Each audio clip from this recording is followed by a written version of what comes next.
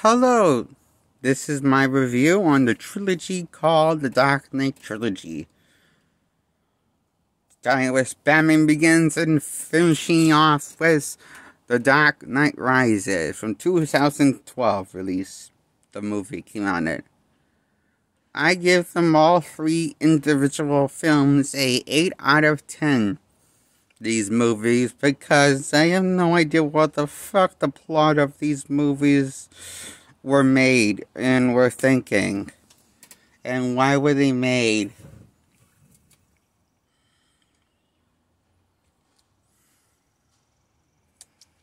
And I don't know what's going on in the plot of the movies. There's like so much action. Boom, boom, boom, boom, boom, boom, boom, boom, boom, boom, boom, boom. Louder, like a Michael Bay movie.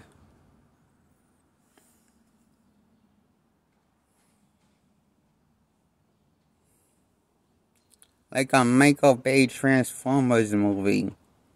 This feels like at times. As dense ridden. These movies feel like raise more questions than, because I don't know what's going on in the entire trilogy. Like, why does the trilogy end with this guy that is legal named Robin, his first name, entering the Batcave? What's to come of that? Don't know. In 2012, the 33rd installment. It ends on that abrupt note.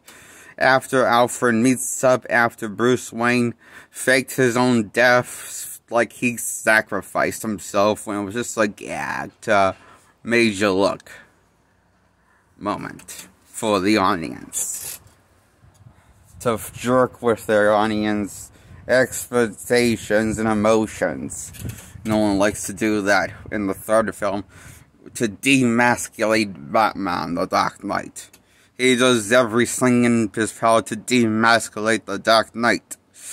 In the 2012 flick of The Dark Knight Rises. And he succeeds with glory beyond expectations that puts George Clooney to shame. You know, as in comparison. You know, 2012, The Dark Knight gets more laughs out of me than the Batman and Robin flick with George Clooney. And Chris O'Donnell as the Cape Crusaders.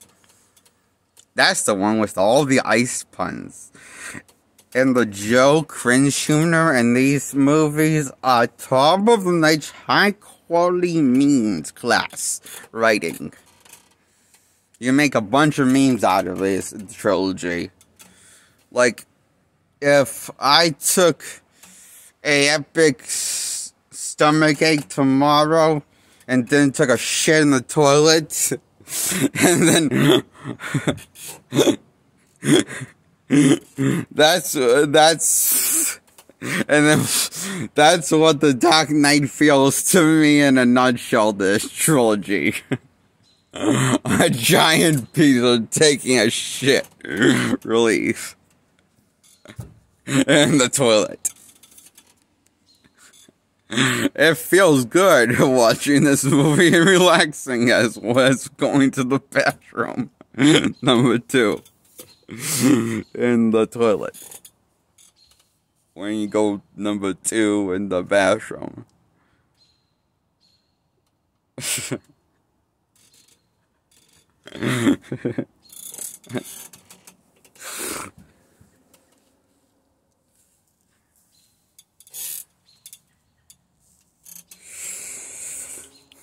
See, this movie does the impossible, make you feel like you're in the impossible.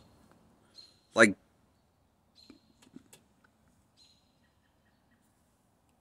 make sense?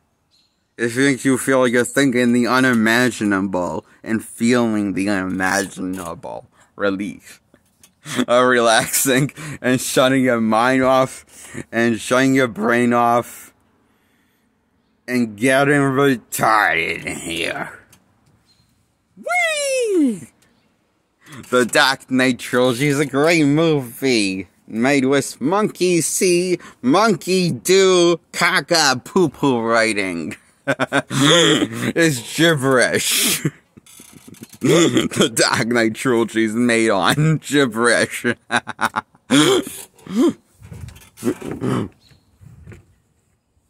I love how Nolan doesn't give a fuck about Batman. And since day one, going to Batman Begins, he has done the much to suck all of the complex, fun, interesting, dark, and provoking stuff that made him interesting in the comics. Once we get to once we get to 2012's Dark Knight Flicks, that's when he gets even worse. Even worse than the 2008 Batman movie. Prior before 2012 installment in the Dark Knight trilogy. You know how the Turtles trilogy, the original Turtles trilogy, each one got worse as each one went on and on and on and on? Sort of like the Godfather trilogy.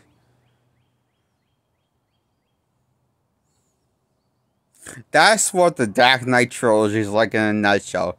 It's retarded as balls. Writing.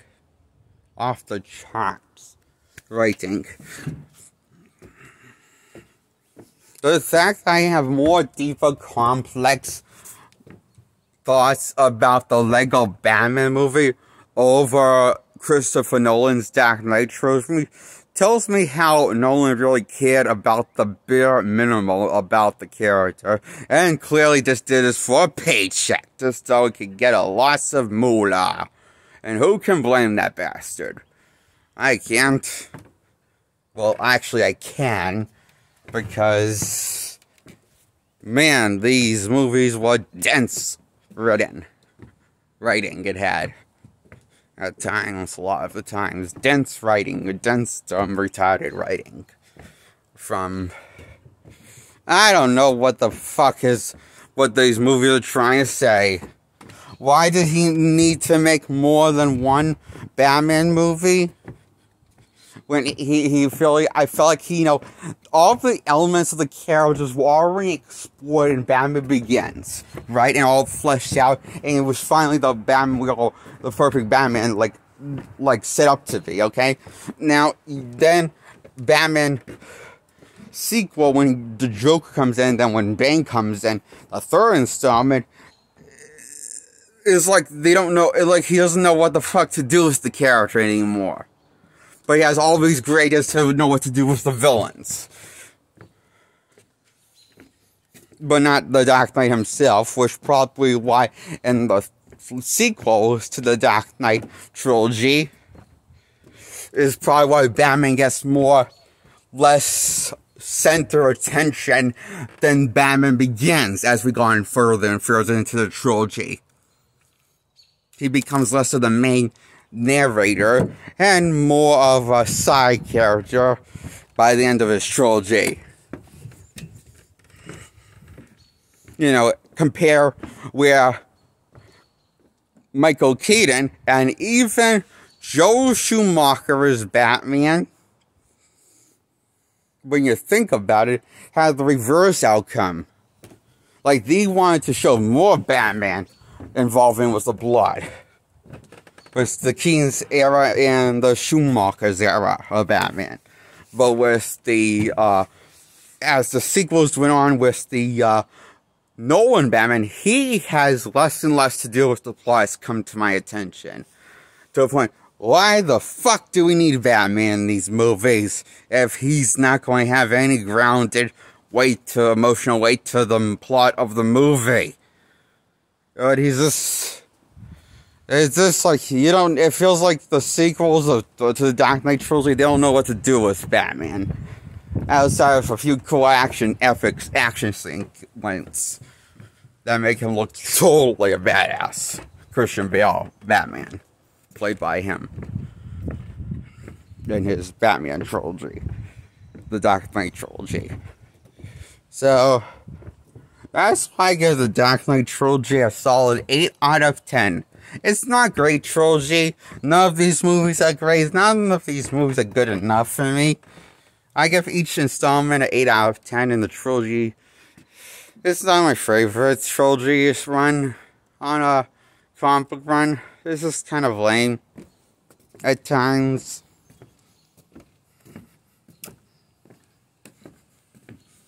But it's not too bad, I guess. Just not exactly what I wanted. Or had it's just kind of lame.